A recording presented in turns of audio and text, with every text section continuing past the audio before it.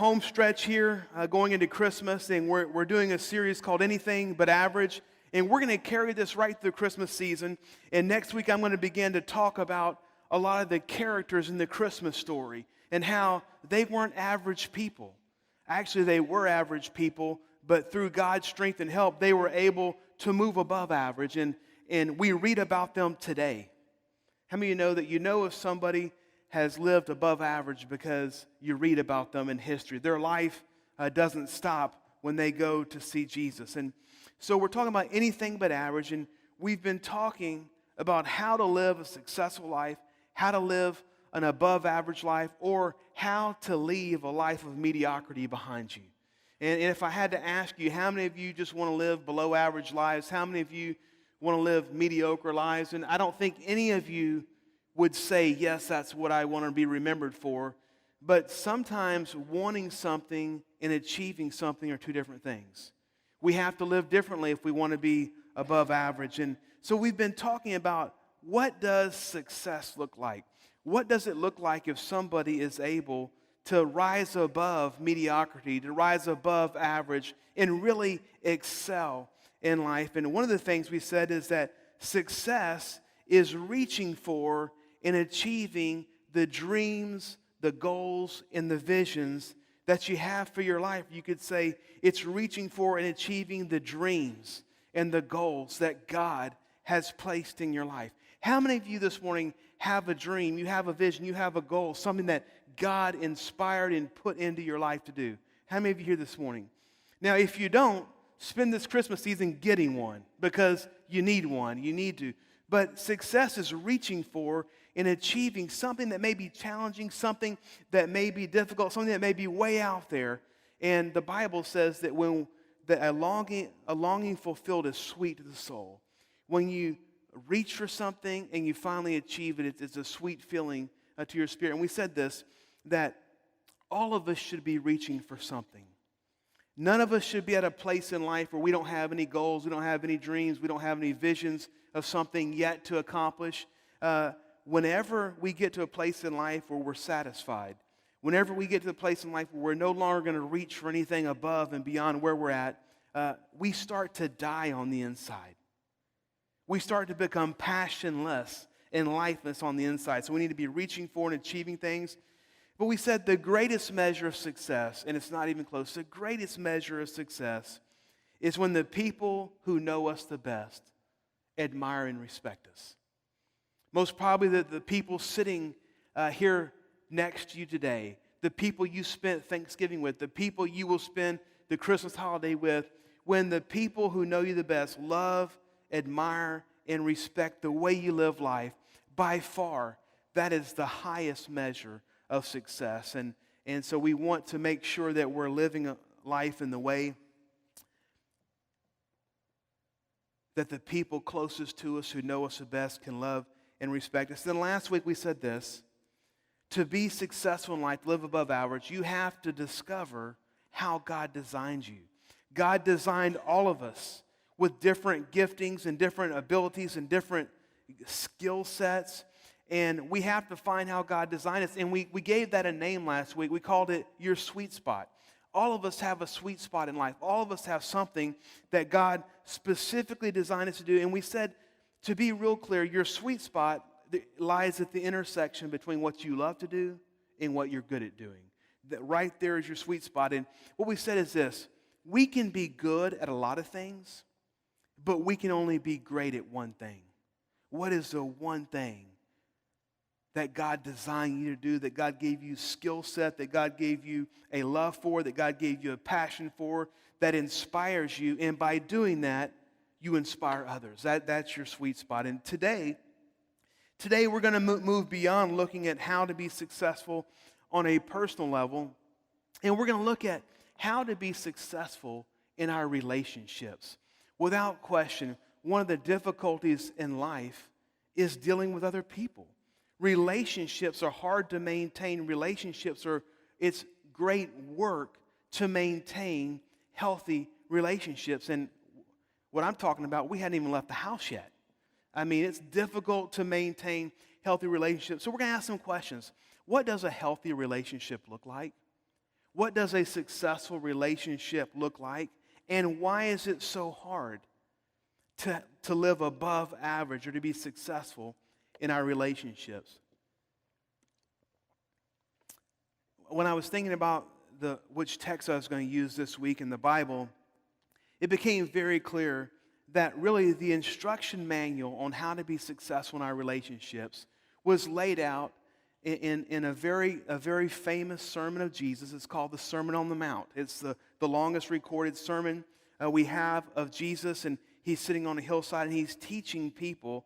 And one of the things he teaches them is how to go above average, how to have spiritually mature relationships, how to have relationships that are successful and not broken.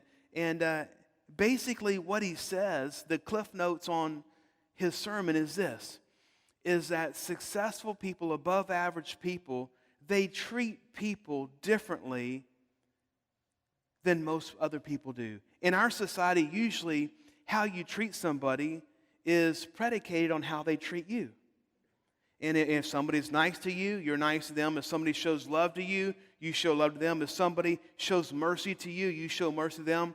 But normally, as you go through life, you don't normally hear somebody going the extra level, going to the next step in treating somebody other than how they treated them. And Jesus said this, followers of Jesus, we're supposed to treat people not how they treat us.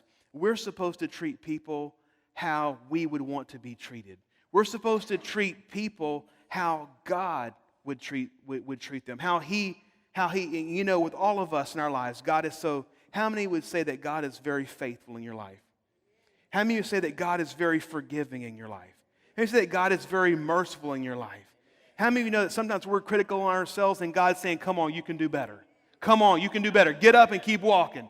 And that's how God wants us to treat people. Before we get to our text, I was thinking about a biography that I once was reading, and it was on the life of Eric Liddell. Do any of you know who Eric Liddell is? Eric Liddell, his life, his biography, inspired the movie Chariots of Fire. And if you know anything, Eric Liddell, he lived in Great Britain, but his parents were missionaries to China. His mother and father were missionaries to China, and so he grew up in Great Britain. And his sweet spot was running. He had an incredible gift, a talent, a skill to run, and not only to run, to be a sprinter. And if you know the story, in 1924, he won the gold medal in the 400-meter sprint, the 400-meter race in Paris, France. But the interesting thing about that story is that wasn't what his specialty was. He was a sprinter. His specialty was the 100-meter. He declined to run the 100-meter because the race was run on Sunday.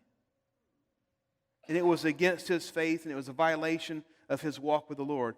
Oh, God, give us some more Eric Liddells. People who count Sunday as sacred. And so because of that, because of his strong faith, he had to be switched, and he ran the 400-meter, a race that he had never trained for, a race that was 4 times longer than his specialty. And with God's help and his great talent and skill set, he not only won the 400-meter race, he set a world record. But the reason I bring this up is that Eric was very benevolent in the way he treated people. He was very kind. He was very compassionate. He was very courteous to the people that he ran against. And as a matter of fact, he had an unusual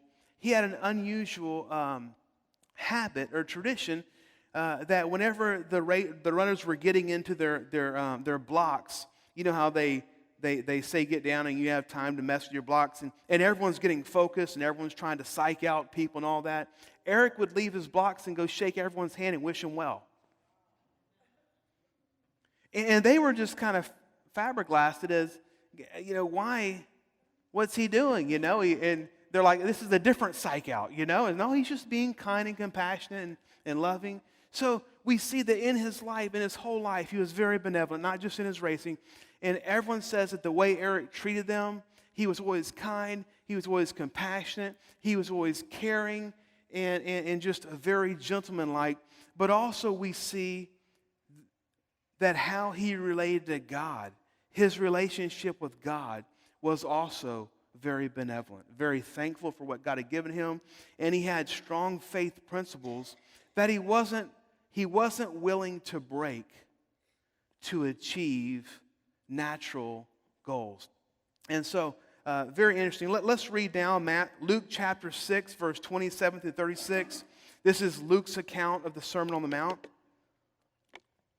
It says this, "But to you who are listening, I say, love your enemies and do good to those who hate you.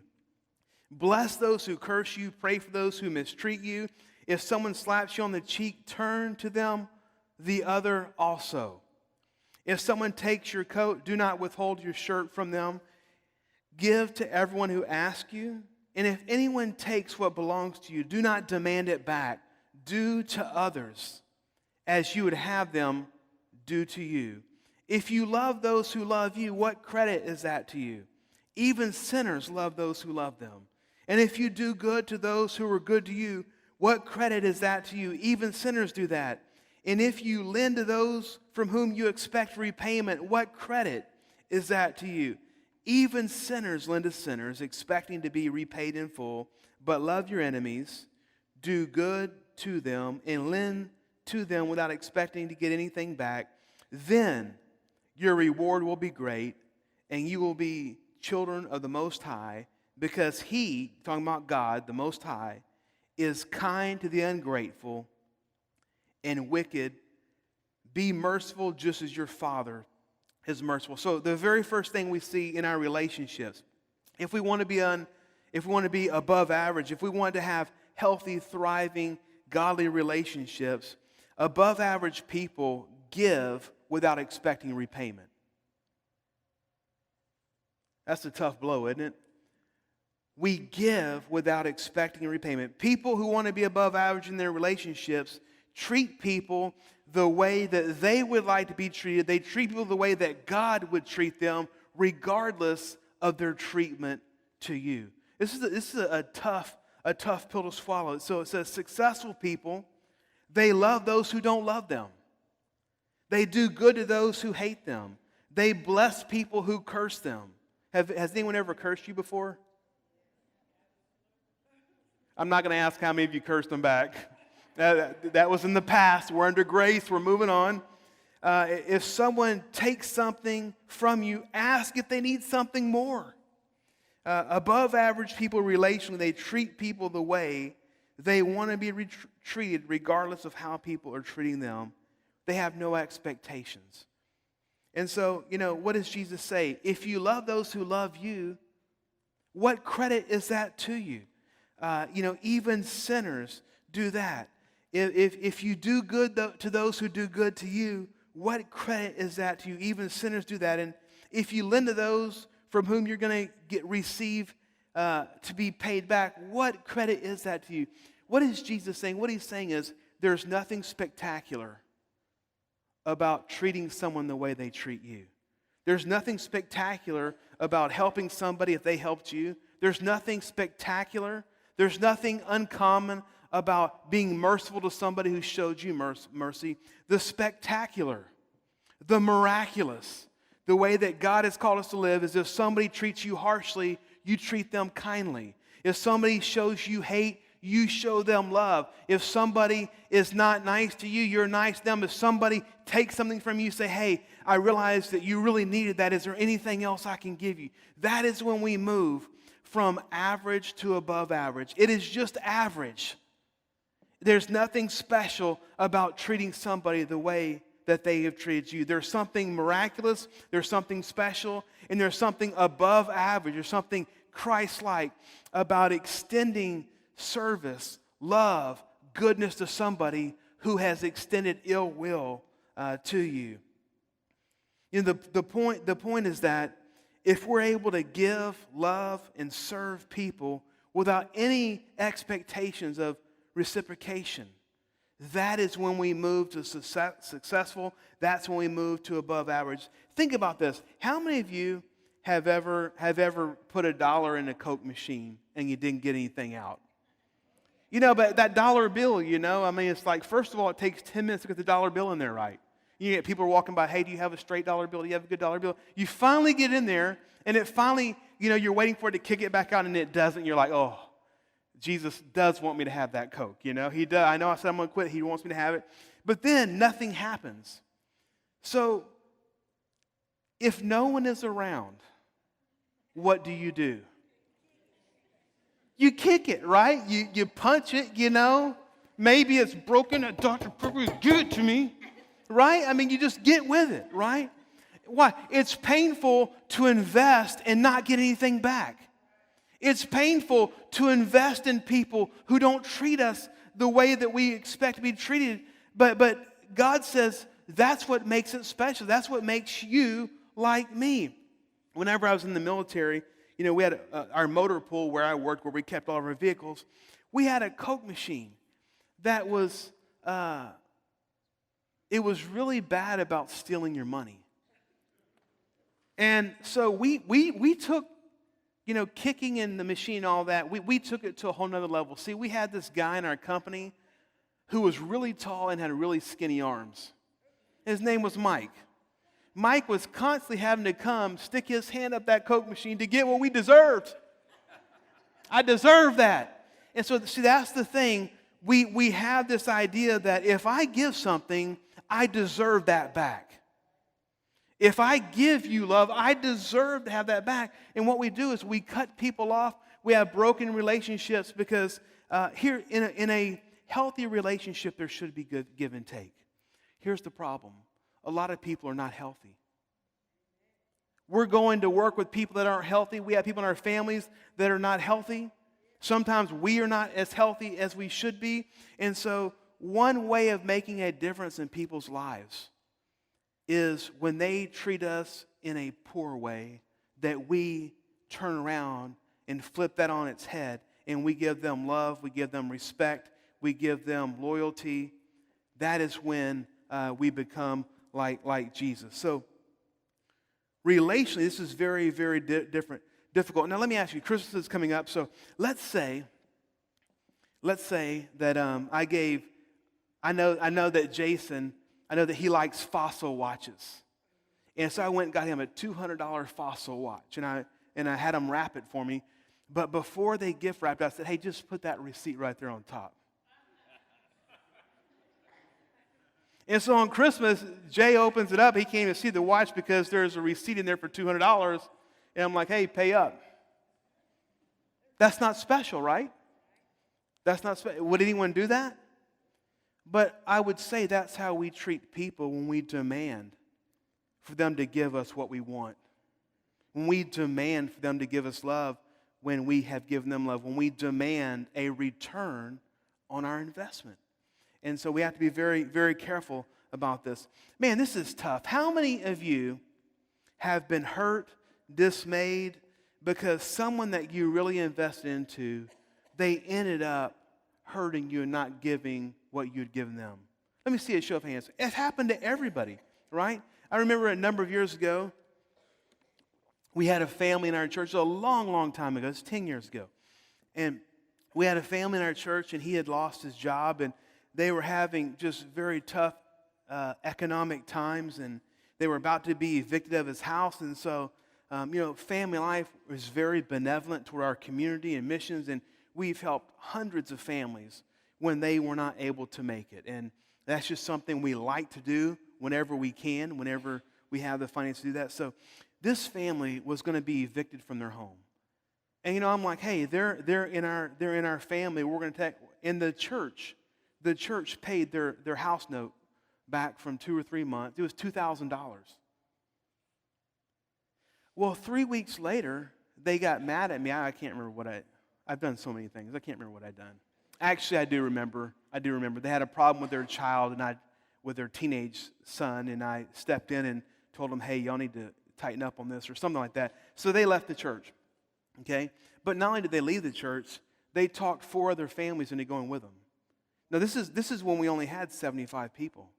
And they went behind my back and they talked to people in the church, and what they said is, Terry, he just has no grace for people. Terry is mean to people. He's not a good person. And, and so I was at sometimes in my line of work, I can't defend myself. To defend myself, I'd have to assassinate their character. I can't do that. I'm not going to do that. I'm going to take the high road. And so here I have them, these people that we had just helped, and they left, and they took 4 families with them, and we're struggling to get families to come. And then the word gets back is, man, they're just trouncing you. Well, what no one else knew is that about 3 months before this, we had a little car. It wasn't worth much, about $1,000, and we were going to sell it, and they asked me if they could buy it from me. And so we gave them that car, and Trace and I, we gave it to them. They set up a payment plan, but, I told, we're smarter than that. Trace and I said, well, we're giving it to them. If they never pay, that's okay. And they never paid. They never paid anything for that car. And they went and sold it to someone else in the church. So no one knows about any of this, but I'm a bad guy. I am a terrible person. Well, man, that'll eat at you because I still see him around town. As a matter of fact, God just lined up to where one day we were in an event and I would go in, there's a room about this many chairs, and the only 2 seats available for Tracy and I to sit were right by him. I said, Tracy, you're sitting next to him. And she said, I don't think so. Anyway, sometimes it's difficult, but here's what Jesus says. It doesn't matter what's done to you. It doesn't matter if people steal from you. It doesn't matter if people defraud your name. It doesn't matter. We are supposed to treat people how God would treat them. We're supposed to show love for hate, goodwill for ill will. And so the highest form of giving, mercy, love, help, encouragement, praise, is when we give it to people who we know cannot give it back. I think it's a game changer. I think it's a game changer when you don't respond to people the way that they expect you to. It's a game changer. I think that we would win more people to the Lord in our business environments, in our families, if we use this principle. We extend love, mercy, all these things, even when it's not. It doesn't seem like that. But sometimes we just fail. Sometimes, I was thinking this week about some illustrations I could use about myself not living above average, and then I went back to the Lord and said, but Lord, there's so many. There are so many. I had a situation come just 3 or 4 months ago. This one came to my mind. And I was driving home. I live down 90. I was driving down 90, and there was a wreck. And so it had gone down to 1 lane. And, man, it took me 20 minutes to go like half a mile.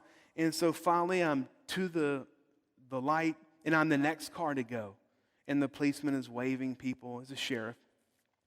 And I'm sitting there waiting, and I'm being obedient, I'm being good, I'm being patient, I'm proud of myself. And I guess I turned to glance over to look at the wreck while I was waiting, and I guess the police officer was trying to wave me on, and it couldn't have been more than like 10 seconds. And so when he saw that I was looking at the car, he waved me up, and he put me into the turn lane. And he said, roll down your window, roll down my window. He's like, since you want to see the wreck so bad, I'm going to send you back around so you can see it again. I was not thinking about the Sermon on the Mount. I did not have the Sermon on the Mount at the top of my line. And so I'm taken off guard. I'm taken off guard, and that's when all these police things were happening. And I'm thinking, hey, not very many people like you. Now you have one less. But let me tell you what God did for me. I went around, I made the loop, and there was a cut through right there, and a car let me in, and I made it through without having to wait again. And here's where so far I'm not below average. When I went through the light, I saluted him.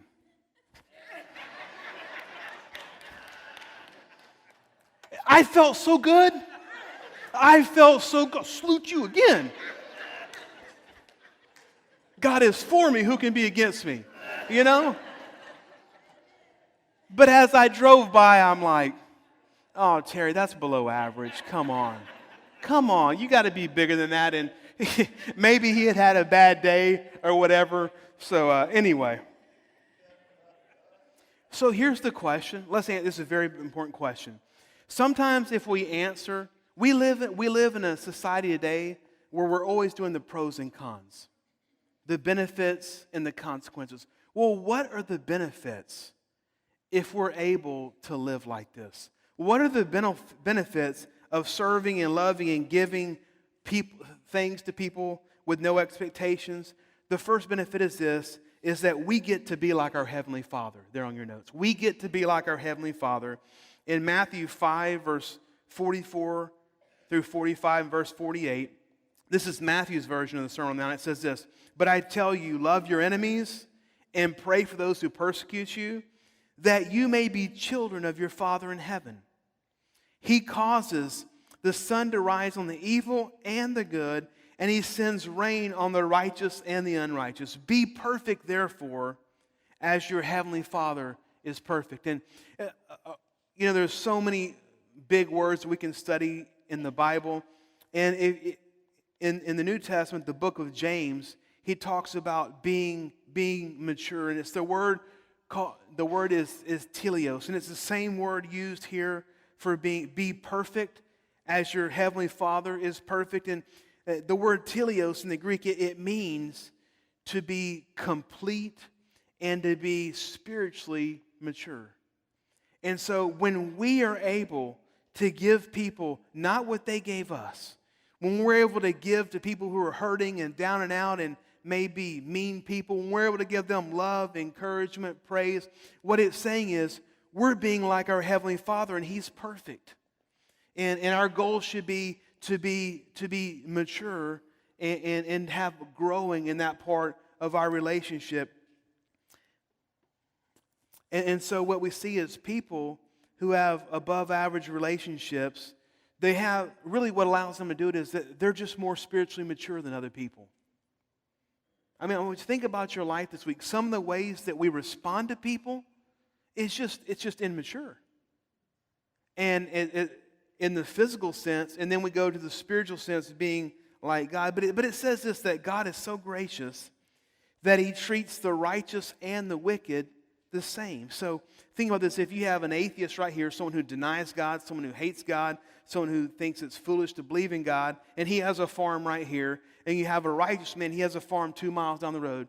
It says that the sun rises on both of them and the rains come on both of them. So God doesn't treat him differently than he treats him, and we're supposed to do the same with people. We're supposed to treat people in a way that would be beneficial. And the second thing is this, the second benefit of giving with no expectations is that we get to experience the joy of giving. We get to experience the joy of giving. And, the act of giving is what makes the difference. The act of giving is the reward. And so think about this. If you give somebody love, if you give somebody praise, if you give somebody encouragement, the giving of that in itself is our reward.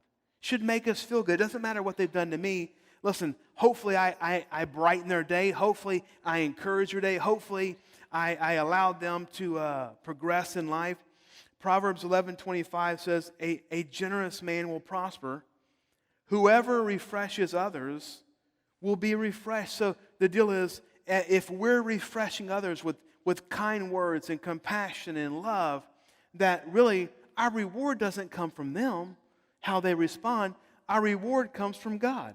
Our reward comes from living and obeying what He would have liked for us to do. I don't know, but I enjoy comedy. And I know there's a lot of comedy things that are not good, but I really enjoy comedy. And sometimes when I'm having a rough day, while I'm sitting there eating my lunch, I'll put on a comedy, something just to laugh and just to, refocus my day. And one of my favorite comedians is a guy named Michael Jr. And he tells a story. He said, comedians, they perform to get something back from the audience. They perform to get laughter, and that laughter kind of inspires them. But he talks about one day I had a paradigm shift in my life, and I realized, no, you just do things to bring up other people's day. Don't don't be cognizant about what they give you back.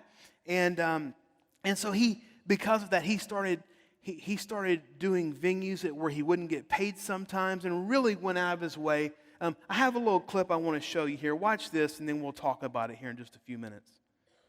People ask me all the time, Michael, what was your big break? Our next guest has performed on Comedy Central's Premium Blend. He made his first appearance on The Tonight Show from Montreal Comedy Festival. You've seen him on The Tonight Show with Jay Leno. That wasn't the big break. The big break was at a club, and right before I got on stage, I had a change in mindset about comedy. Normally when a comedian gets on stage, he wants to get laughs from people. And I felt a little shift take place, where I felt like I was to go up there and give them an opportunity to laugh. Now I'm not looking to take, I'm looking for an opportunity to give. This changed everything. My name is Michael Jr. I'm gonna do some jokes. And ultrasounds come in color now, which is ridiculous. I know it's a black baby.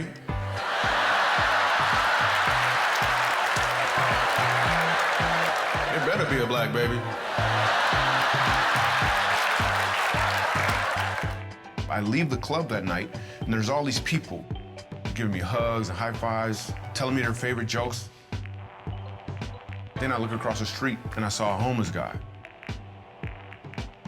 And I thought to myself, what about him? Most comedy, most jokes are set up. My son, 4 years old, looks at me out of nowhere, and he says, Dad, I want to be a doctor. I was like, yes, yes. And then a punchline. Then he said, or a dinosaur.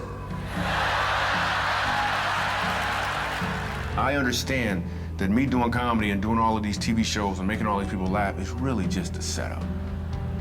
My punchline is to make laughter commonplace in uncommon places. We go to Montrose, Colorado, a place called the Dolphin House. They take care of children who have been abused by their parents. And this grandmother explains to me that her grandson is being abused by his mom. He's so afraid of his mom that everywhere he goes, he wears a Spider-Man costume. So I get on stage, sitting right up front, Spider-Man. I start doing comedy. People start laughing, slowly but surely. Probably about 25 minutes into it, I hear a voice, and the voice says, my name is Ronan. And this little boy pulls off his mask. And it was one of the most powerful moments in my entire comedy career. Here's the deal. If we could just stop asking the question, what could I get for myself? And start asking the question, what can I give from myself? I think people would learn that you don't have to be a comedian to deliver a punchline. It's really what I want to get across to people. And I think I just did. I looked at the camera again. I don't know if I was supposed to do that. Emphasis. Anything else you can think of? Yeah, I'm gonna say it right now. Well, get to a place when what can I get for myself and what can I give for myself? And I think when we get to that place that we're able to give without expectations, we're able to get to a place where we're living above average in our relationships. But you know what else above average people do? Above average people, they understand the art of apology. They understand the art of apologizing. How many of you have fouled up a relationship before? How many of you have had to apologize before? How many of you should have apologized a lot more than you actually did? You know, man, I'm so far from perfect, and as a husband, as a father, as a friend, as a pastor, you know, I have let down numerous people in my life, sometimes accidentally and sometimes by not knowing, you know, sometimes maybe on purpose or by not thinking. But man, I've learned that when you humble yourself and apologize and just take ownership, it's a life changer in a relationship. One of the most difficult people to be friends with, one of the most difficult people to relate with relationally are people who are never wrong. I mean, some of you know people, maybe your parents, your mother, your father, or somebody growing up, and they were never wrong. They were never wrong. It doesn't, despite everyone knew they were wrong, They were never wrong. It was always their way. Successful people, if you want to have godly relationships, you want to have healthy relationships, successful people, people who want to go above average in their relationships, they have learned the art of apology. They've learned how to apologize, and they've learned to do it many times. And see, many people don't understand how to correctly apologize. I'm going to, in about 30 seconds, I'm going to tell you how to apologize correctly. Here's what I know. Every time there's a relationship with two people, there are always two piles of manure. In every broken relationship, there are always two piles of manure. An apology is looking at your pile, identifying your pile, and taking 100% ownership for your pile. Now, here's the deal. Here's the deal. In a relationship that's broken, the piles are different sizes. Sometimes your pile is huge. Sometimes your pile is small. An apology is not making sure the other person understands that they have a pile. An apology is never showing them that their pile is so big that you can't see your pile. An apology is understanding that you have a pile of manure. You have a pile of selfishness. You have a pile of self-centeredness. You have a pile of bad attitudes and all kind of things, and taking 100% ownership for your pile. Let me put it another way. I've been in ministry for 21 years.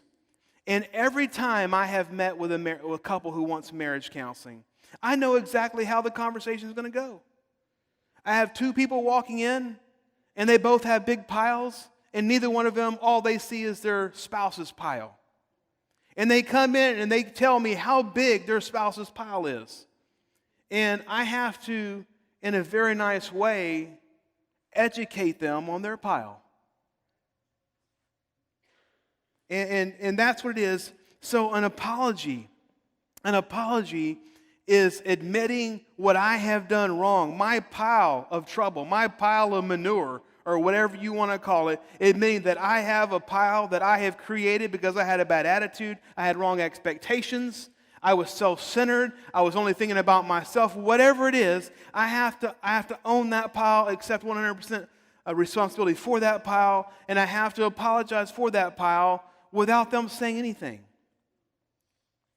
I remember, see, we mess up apologies. How many of you have ever messed up apology? You start well.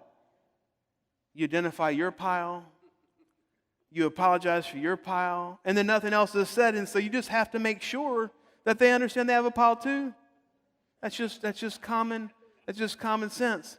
And one time, I don't know, Tracy and I have been married for a while, but one time, I was praying, Tracy and I were kind of crossways with each other, and I was praying, and I was asking the Lord, I was like, hey,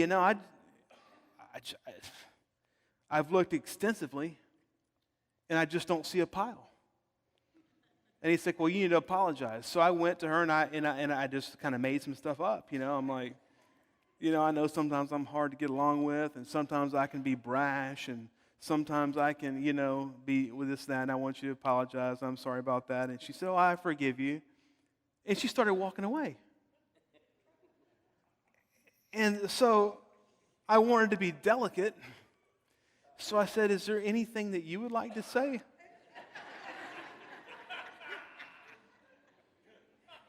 That nullified the apology. That nullified the apology. Matthew 7, verse 3 through 5, it says this: why do you look at the speck of sawdust in your brother's eye and pay no attention to the plank in your own? How can you say to your brother, let me take the speck out of your eye, when all the time there is a plank in your own eye? You hypocrite. First take the plank out of your own eye, and then you will see clearly to remove the speck from your brother's eye. Now, what it says is when you take the plank out of yours, here's the deeper meaning. When you take the plank out of your own eye, you won't feel like identifying someone else. You won't feel like doing that. So let me tell you a story here.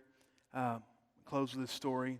So when we were building this building several years ago, we have some neighbors over here, and they had always, ever since the church had owned the land, they'd always been very, very nice, and just loved the church and loved kids and loved everything.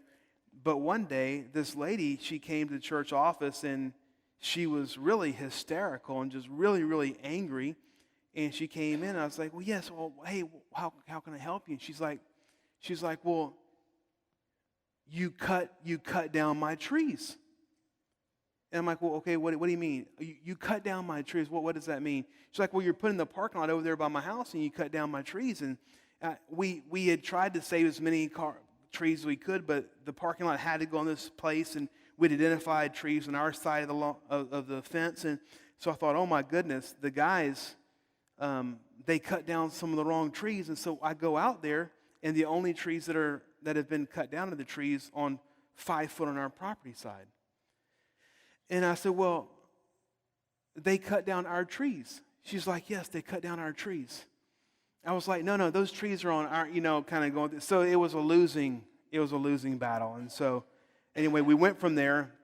And so every single day, she's coming over here just grinding me down, and she even told the workers on the tractors that they had to quit at 5 o'clock.